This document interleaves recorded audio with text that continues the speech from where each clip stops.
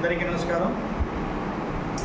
ఈరోజు పుణ్యలో అహల్యాబాయి హోల్కర్ గారి 300వ జయంతి సందర్భంగా మనం ఆర్లో మండల ఆఫీసులో కార్యక్రమం నిర్వహించబడుతుంది.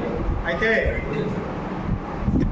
చరిత్రలో ఏదైతే దాయబడినటువంటి లేదంటే మరుగున పడేసినటువంటి నాయకులు లేదంటే రాజమాత ఎవరైనా ఉన్నారంటే అది అహల్యాబాయి హోల్కర్ గారు.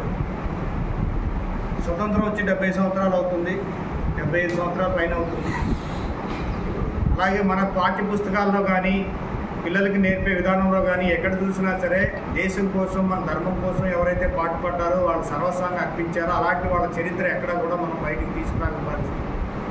కానీ ఈరోజు నరేంద్ర మోడీ గారు వచ్చిన తర్వాత ఆయన పరిపాలనలో ఏవైతే సంస్కరణలు తీసుకొస్తూ ఆ సంస్కరణ ఆచరణలో పెడుతూ ఆయన చేస్తున్న పని ప్రతి ఒక్కటి ఆయనే ఒకసారి రివ్యూ చేసుకున్న తరుణంలో, అలాగే ఏ దేవాలయానికి వెళ్ళినా, ఇటు కాశీ వెళ్ళినా, రామేశ్వరం వెళ్ళినా, అక్కడ అయోధ్య కట్టినా, ఎక్కడికి వెళ్ళినా సరే ఆయన కంటే ముందుగానే ఇలాంటి సంస్కరణలు ఇలాంటి పనులు చేసిన వ్యక్తి ఇంకొకటి ఉన్నారు అనేది తెలుసుకుంటే ఆశ్చర్యం కలుగుతుంది.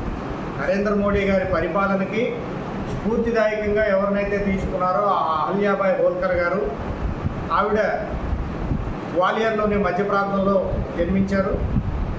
ఆవిడ చిన్నతనం నుంచి దైవభక్తితో పాటు దేశభక్తితో పాటు దేశంలో ఉన్నటువంటి ఏవైతే ప్రజలు ఉన్నారో ప్రజల పట్ల అవగాహన, వాళ్ళ సమస్యల పట్ల అవగాహన, వాళ్ళ జీవనోపాధిని మెరుగుపరచడం కోసం చేయాల్సిన పనులు, రాజ్యాన్ని కాపాడుకోవడానికి కావాల్సినటువంటి రక్షణ ఆలోచనలు, ఇంకా ఈ రోజున ఎవరైతే ఆడవాళ్ళుగా ఉన్నారో ఈ 300 సంవత్సరాల క్రితం ఆవిడ చేసినటువంటి పనులు ఇప్పుడు మనం తెలుసుకుంటే నిజంగా మనోళ్ళు ఇప్పుడు ఇంకా ఎంత వెనకబడి ఉన్నారో అని చెప్పేసి ఆలోచన మనకు కలుగుతుంది.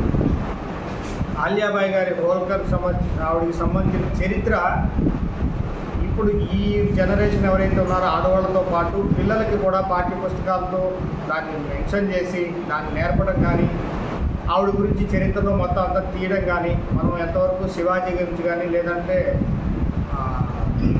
రాణి రుద్రమదేవి గురించి కానీ ఝాన్సీ లక్ష్మీబాయి గురించి కానీ మనం మాట్లాడుకుంటాము. కానీ 300 సంవత్సరాల క్రితం 30 ఏళ్ల పాటు రాజ్యాన్ని పరిపాలించి ప్రత్యేకంగా రాజధాని కూడా నిర్మించి ఆ రాజధానిలో ఉన్నటువంటి సకల సౌకర్యాలు కల్పించి వాళ్ళందరికీ కూడా అన్నీ ఏవైతే చేశారో అలాంటి ఆవిడ చరిత్ర మనం తెలుసుకోవాలి. ఈ జనరేషన్కి ముఖ్యంగా చాలా అవసరం. ఇప్పుడు రాజకీయ నాయకులు కూడా ఆవిడ పరిపాలన చాలా అవసరం. వాటన్నిటి గురించి కూడా కొద్దిగా తెలుసుకుంటారని ఆశిస్తూ సెలవు తీసుకుంటాను.